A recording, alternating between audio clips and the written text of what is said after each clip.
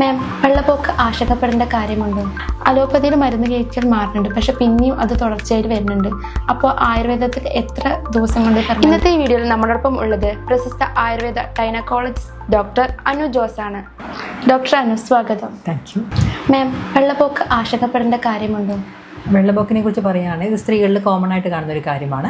ഇതെന്ന് വെച്ചാൽ നമ്മുടെ യൂട്രസിൽ നിന്നാണെങ്കിലും അല്ലെങ്കിൽ സർവിക്സ്, വജേന ഈ ഭാഗത്ത് നിന്നുണ്ടാകുന്ന ഒരു കോമൺ ആയിട്ടുള്ള ഒരു ഡിസ്ചാർജാണ് ഈ വെള്ളപ്പൊക്ക് എന്ന് പറയുന്നത്. ഇതിന് അസ്ഥിസ്രാവം അങ്ങനെയൊക്കെയാണ് നമ്മുടെ നാടുകളിൽ അതിനെക്കുറിച്ച് അറിയുന്നത്. പക്ഷേ അസ്ഥിസ്രാവം എന്ന് പറയുമെങ്കിലും ഇത് അസ്ഥിയായിട്ട് യാതൊരുവിധ ബന്ധവും ഇല്ല. ഇത് കോമൺ ആയിട്ട് തന്നെ സ്ത്രീകളിൽ കാണപ്പെടുന്നുണ്ട്. ഇതിനെക്കുറിച്ച് പറയുകയാണെങ്കിൽ നമ്മളിപ്പോൾ പീരീഡ്സ് ആവുന്ന സമയത്ത്, അല്ലെങ്കിൽ പീരീഡ്സ് കഴിഞ്ഞ് ഓവുലേഷൻ്റെ സമയത്ത്, അല്ലെങ്കിൽ പീരീഡ്സ് കഴിഞ്ഞ പാടെ, ഇങ്ങനെ കുറച്ച് സമയങ്ങളിൽ സാധാരണയായിട്ട് നമ്മൾ സ്ത്രീകളിൽ വെള്ളപ്പൊക്ക് കാണാറുണ്ട്. അങ്ങനെ കാണുന്ന വെള്ളപ്പൊക്കിന് പ്രത്യേകം ചൊറിച്ചിലോ ഗന്ധോ അങ്ങനെ യാതൊരു വിധമായിട്ടുള്ള പ്രശ്നം ഉണ്ടാവില്ല. പക്ഷേ നമ്മൾ എപ്പോഴാണ് ശ്രദ്ധിക്കേണ്ടതെന്ന് വെച്ചിട്ടുണ്ടെങ്കിൽ നമുക്ക് ഇതിന് വിപരീതമായിട്ട് ഇപ്പോൾ വെള്ളപ്പൊക്കിന് ശക്തമായ ചൊറിച്ചിലുണ്ടാവുന്നുണ്ട്, അല്ലെങ്കിൽ ഭയങ്കരമായ ദുർഗന്ധം ഉണ്ടാവുന്നുണ്ട്, അല്ലെങ്കിൽ നമ്മൾ നോർമൽ പാൻറ്റീസിലൊക്കെ ഒരു കണക്കിലധികമായിട്ട് അത് ഉണ്ടാവുക, ഇങ്ങനെയുള്ള സമയങ്ങളിലൊക്കെ ഇതിനെക്കുറിച്ച് കൂടുതൽ നമ്മൾ ബോധറായാൽ മതി. മാം, വെള്ളപ്പൊക്കം ഉണ്ടാകുന്ന ലക്ഷണങ്ങൾ എന്തൊക്കെയാണ്? ഞാൻ പറഞ്ഞത് വെള്ളപ്പൊക്ക് എന്ന് പറഞ്ഞാൽ നോർമലി ഉണ്ടാവുന്നതാണ്. ഇപ്പോൾ ഈ വെള്ളപ്പൊക്കിനോടൊക്കെ നമുക്കത് ഡിസ്ചാർജിനൊപ്പം ലാക്ടോബാസിലസ് എന്ന് പറഞ്ഞ കുറച്ച് ബാക്ടീരിയകൾ കൂടി ഉണ്ടാവുന്നുണ്ട്. ഇത് നമ്മുടെ വജൈനൽ pH ഏകദേശം ഒരു 4.5 ആയി നിലനിർത്തുന്നു. അങ്ങനെ ആ ബാക്ടീരിയ ഉണ്ടാകുമ്പോഴാണ് എന്ത് ചെയ്യുന്നത്, നമ്മുടെ വെച്ചാൽ പുറത്തുനിന്നുള്ള അണുബാധ ഉണ്ടാവില്ല. അങ്ങനെ നോർമലി നമുക്കിത് വേണം. പക്ഷേ അതിന് നമുക്കൊരു വെള്ളപ്പൊക്കം ഒരു ഡിസീസായിട്ട് നമുക്ക് ഒരിക്കലും കാണാൻ പറ്റില്ല.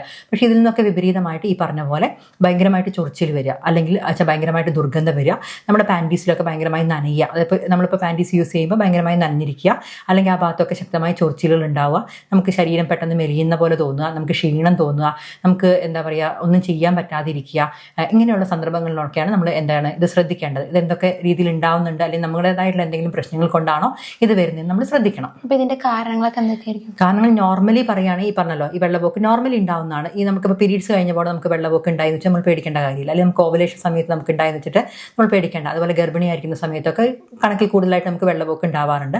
മുലയേട്ടുന്ന അമ്മമാരിലും ഇത് കാണുന്നുണ്ട്. പക്ഷേ ഇതല്ലാതെ നമുക്ക് കാൻഡിഡിയാസിസ്, ബാക്ടീരിയൽ വജൈനോസിസ് എന്നൊക്കെ പറഞ്ഞ കുറച്ച് അസുഖങ്ങളുണ്ട്. ഈ ബാക്ടീരിയകൾ കൊണ്ടോ അല്ലെങ്കിൽ ഈ പറഞ്ഞ പോലെ വേറെ ഫംഗസ് അണുബാധ കൊണ്ടൊക്കെ നമുക്കിത് കൂടുതലായിട്ട് വരാറുണ്ട്. അങ്ങനെയുള്ള സന്ദർഭങ്ങളിലൊക്കെയാണ് നമ്മൾ ഇത് ശ്രദ്ധിക്കേണ്ടത്. ഇത് ആയുർവേദത്തിൽ എങ്ങനെ ചികിത്സയ്ക്ക് മാറ്റാം? ആയുർവേദത്തിൻ്റെ ചികിത്സയെ കുറിച്ച് പറയുമ്പോൾ ആദ്യം നമ്മൾ ഇതിൻ്റെ കാരണങ്ങൾ കണ്ടുപിടിക്കണം. എന്തുകൊണ്ടാണ്, ഇപ്പോൾ ബാക്ടീരിയ കൊണ്ടാണോ അല്ലെങ്കിൽ ഫംഗസ് കൊണ്ടാണോ വേറെ എന്തെങ്കിലും പ്രശ്നങ്ങൾ കൊണ്ടാണോ നമുക്ക് ഉണ്ടാവുന്നത് നമ്മൾ ആദ്യം ശ്രദ്ധിക്കുക. അതിനുശേഷം നമുക്ക് ആയുർവേദത്തിലാണെങ്കിൽ നമുക്ക് മരുന്നുകൾ ഉള്ളിലോട്ട് കഴിച്ചാലും നമുക്ക് ഒരു പരിധിവരെ ഇത് നമുക്ക് കൺട്രോൾ ചെയ്യാൻ പറ്റും. ഇപ്പോൾ കഷായങ്ങളാണെങ്കിലും ഈ പറഞ്ഞ പോലെ നമുക്ക് ഉള്ളിലോട്ട് കഴിക്കാം, നമുക്ക് മാറ്റാൻ പറ്റും. പക്ഷേ ചിലരിലൊക്കെ ഞാൻ കണ്ടുവരുന്ന വെച്ചിട്ടുണ്ടെങ്കിൽ ഭയങ്കരമായിട്ടുള്ള ഇച്ചിങ് ഉണ്ടാവും, അല്ലെങ്കിൽ ഭയങ്കരമായിട്ടുള്ള ദുർഗന്ധം വരാം, അല്ലെങ്കിൽ കളർ ചേഞ്ച് വരാം.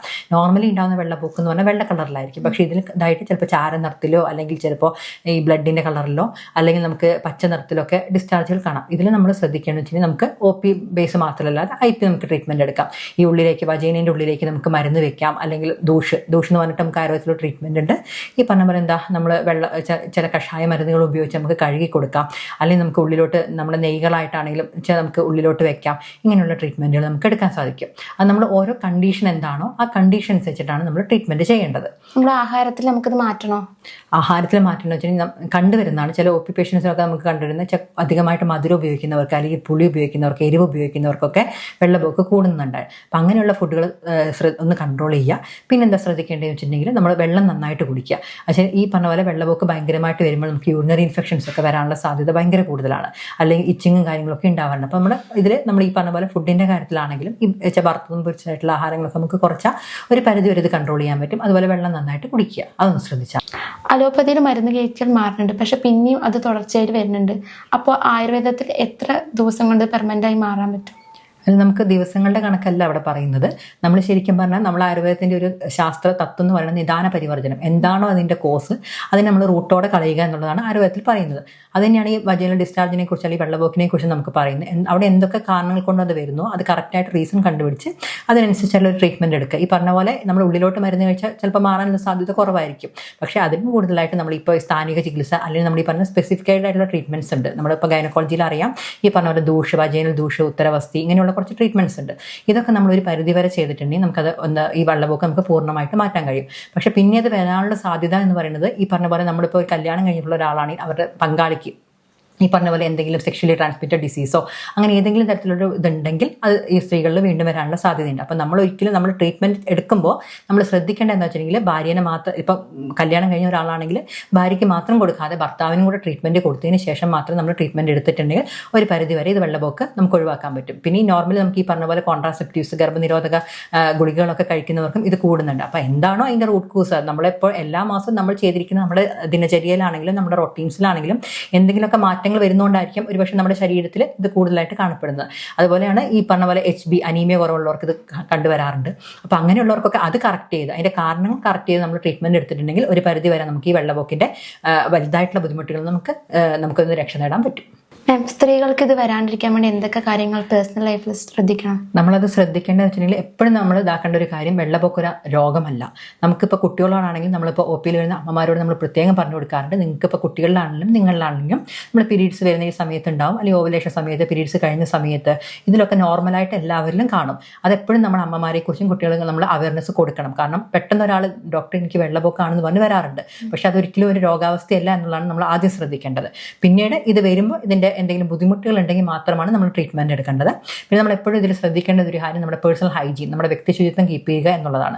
നമുക്കറിയാം നമ്മളിപ്പോൾ ഒരു പീരീഡ്സ് ആവുന്ന സമയത്ത് നമുക്ക് ഉണ്ടാകുന്ന എന്തോരം ബുദ്ധിമുട്ടുകളുണ്ടെന്ന് അറിയാം. പക്ഷേ ആ സമയത്തും പലർക്കും ഈ പറഞ്ഞ ഈവൻ മൂത്രം ഒഴിക്കാൻ അല്ലെങ്കിൽ ടോയ്ലറ്റിൽ പോകാൻ പോലും ബുദ്ധിമുട്ടാണ്. പക്ഷെ ഒരിക്കലും അങ്ങനെ ചെയ്യരുത്. സാനിറ്ററി പാഡുകളാണെങ്കിലും നമ്മളൊരു 6 മണിക്കൂർ, ഇതിപ്പോൾ പീരീഡ്സ് കൊണ്ട് ബ്ലഡ് കൊണ്ട് നിറഞ്ഞാലും ഇല്ലെങ്കിൽ നമ്മൾ ശ്രദ്ധിക്കണം, എന്ത് ചെയ്തും 6 മണിക്കൂർ കൊണ്ട് നമ്മളത് മാറ്റണം.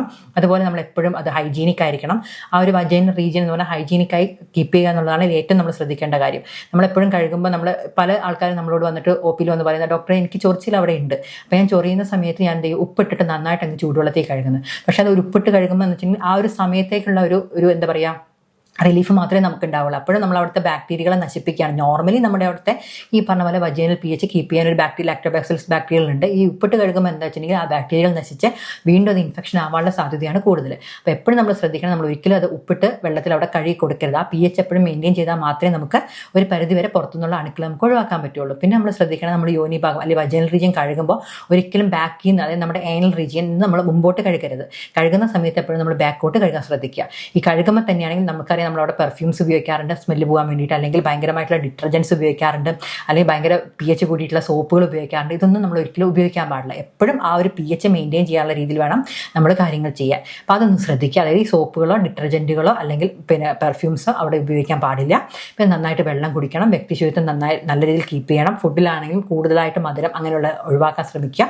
പിന്നെ നമ്മുടെ പങ്കാളിക്ക്, നമ്മുടെ പാർട്ട്ണറിന് എന്തെങ്കിലും പ്രശ്നങ്ങളുണ്ടെങ്കിൽ, അതിപ്പോൾ ഈ പറഞ്ഞ പോലെ ഷുഗറുള്ള പാർട്ട്നേഴ്സ് ആണെങ്കിൽ ഈ പറഞ്ഞ പോലെ ഭാര്യമാരിൽ പിന്നെ എന്താ ഡിസ്ചാർജ് കൂടാനുള്ള സാധ്യതയുണ്ട്. അപ്പോൾ അതൊക്കെ ഒന്ന് കീപ്പ് ചെയ്യുക. നമുക്ക് എന്തെങ്കിലും അസുഖങ്ങളോ എന്തെങ്കിലും കാര്യങ്ങളുണ്ടെങ്കിൽ അത് നമ്മൾ മാനേജ് ചെയ്യുക. നമുക്കുണ്ടാകുന്ന ബുദ്ധിമുട്ടുകൾ നമ്മൾ കറക്റ്റ് ചെയ്യുക. നമ്മൾ അനീമിക് ആണെങ്കിൽ നമ്മൾ HB കുറവാണെങ്കിൽ അത് കറക്റ്റ് ചെയ്യുക.